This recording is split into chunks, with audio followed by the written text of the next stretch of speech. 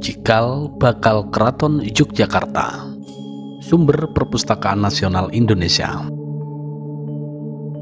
Sejarah mencatat bahwa pada akhir abad ke-16 terdapat sebuah kerajaan Islam di Jawa bagian tengah sampai selatan yang bernama Mataram. Kerajaan ini berpusat di daerah Kota Gede sebelah tenggara kota Yogyakarta saat ini, kemudian pindah ke Kertapleret, Kartasura, dan Surakarta.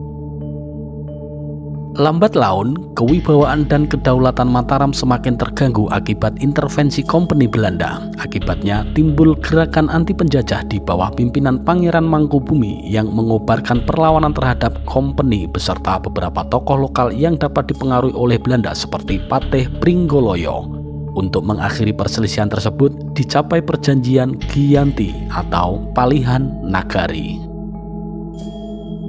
Perjanjian Giyanti yang ditandatangani pada tanggal 13 Februari tahun 1755 bertepatan hari Kamis Kliwon 12 Rabiul Akhir tahun 1680 tahun Jawa menyatakan bahwa Kerajaan Mataram dibagi menjadi dua, yaitu Kasunanan Surakarta Hadiningrat dan Kasultanan Ngayogyakarta Hadiningrat. Surakarta dipimpin oleh Susuhan Pakubuwono III, sementara Ngayogyakarta atau lazim disebut Yogyakarta dipimpin oleh Pangeran Mangkubumi yang kemudian bergelar Sultan Hamengkubuwono I. Perjanjian Giyanti ini kemudian diikuti pula dengan pertemuan antara Sultan Ngayogyakarta dengan Sunan Surakarta di Lebak, Jatisari pada tanggal 15 Februari tahun 1755. Dalam pertemuan ini dibahas mengenai peletakan dasar kebudayaan bagi masing-masing kerajaan. Kesepakatan yang dikenal dengan nama Perjanjian Jatisari ini membahas tentang perbedaan identitas kedua wilayah yang sudah menjadi dua kerajaan yang berbeda. Bahasan di dalam perjanjian ini meliputi tata cara berpakaian, adat istiadat, bahasa, gamelan, tari-tarian, dan lain-lain. Inti dari perjanjian ini kemudian adalah Sultan Hamengkubuwono I memilih untuk melanjutkan tradisi lama budaya Mataram, sementara itu Sunan Pakubuwono III sepakat memberikan modifikasi atau menciptakan bentuk budaya baru. Pertemuan Jatisari ini menjadi titik awal perkembangan budaya yang berbeda antara Yogyakarta dan Surakarta.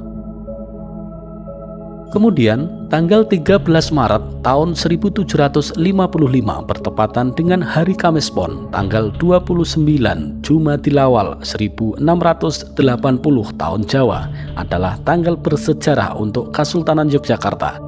Pada tanggal inilah proklamasi atau Hadeging Nagari Ngayogyakarta Hadiningrat dikumandangkan. Selanjutnya, Sultan Hamengkubuwono I memulai pembangunan Keraton Yogyakarta pada tanggal 9 Oktober tahun 1755.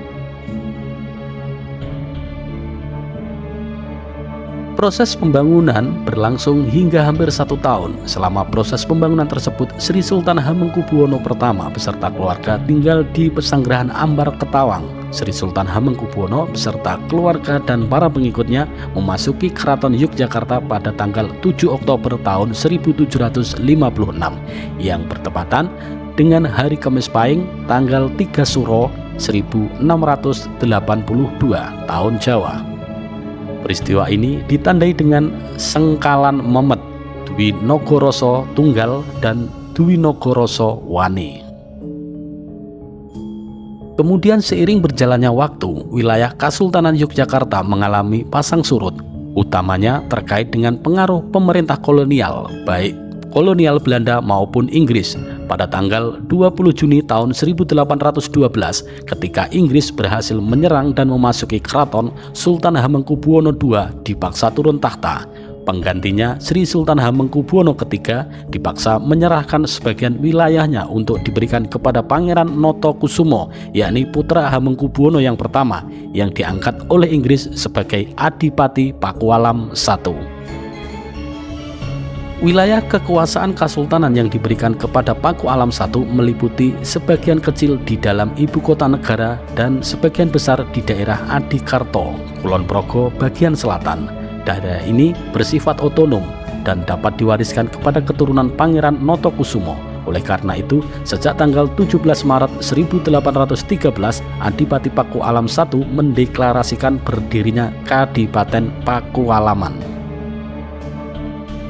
Kemudian, perubahan besar berikutnya terjadi setelah lahirnya Republik Indonesia pada tanggal 17 Agustus 1945. Raja Yogyakarta Sri Sultan Hamengkubuwono ke-9 segera mengucapkan selamat atas berdirinya Republik baru tersebut kepada para proklamator kemerdekaan. Dukungan terhadap Republik semakin penuh manakala Sri Sultan Hamengkubuwono ke-9 dan Sri Paduka Pakualam ke-8 mengeluarkan amanat pada tanggal 5 September tahun 1945 untuk menyatakan bahwa wilayah yang bersifat kerajaan adalah bagian dari negara Republik Indonesia. Menerima amanat tersebut, maka Presiden pertama Republik Indonesia Insinyur Soekarno menetapkan bahwa Sultan Hamengkubuwono dan Adipati Pakualam merupakan Dwi Tunggal yang memegang kekuasaan atas daerah istimewa Yogyakarta. Sempat terkatung-katung selama beberapa tahun, status keistimewaan tersebut semakin kuat setelah disahkan Undang-Undang Nomor 13 Tahun 2012 tentang keistimewaan daerah istimewa Yogyakarta. Dengan demikian, diharapkan agar segala bentuk warisan budaya di Kesultanan Yogyakarta dan Kadipaten Pakualaman dapat terus dijaga dan dipertahankan kelestariannya. Sekian ulasan singkat mengenai cikal bakal Keraton Yogyakarta. Sampai ketemu di video berikutnya. Salam Pustaka Lestari, mengupas sejarah, budaya, tradisi Indonesia.